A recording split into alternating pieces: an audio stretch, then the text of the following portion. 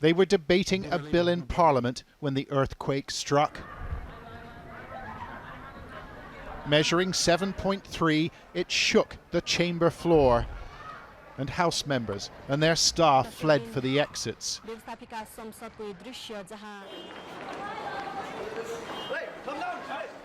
They joined their fellow citizens pouring out onto the streets and alleyways of the Nepalese capital. An instinctive act this, a bid for survival. And they had every reason to feel scared for themselves and their loved ones. I'm trying to call to my home, but network is busy. It's not reachable. I'm worried for my family. They've been here before. 17 days ago, a powerful quake ripped through central Nepal, toppling buildings and claiming the lives of more than 8,000. Some thought this gate was about to come down on them. The community terrorized for a second time.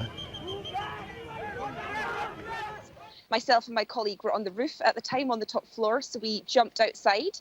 Initially the tremor felt quite small, and then it just kept going and going and going, and you could feel the building swaying. It was honestly like being on a boat. It was terrifying.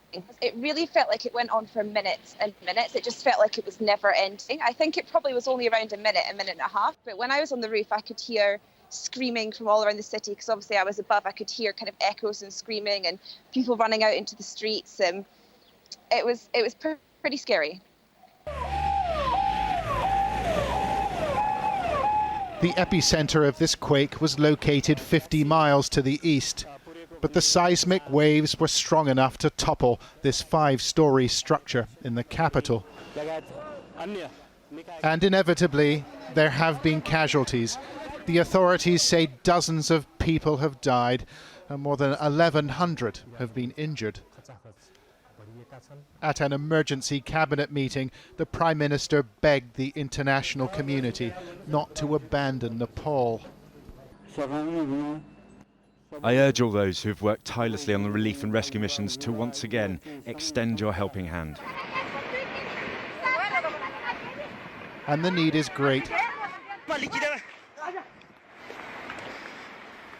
Today's earthquake set off avalanches and landslides.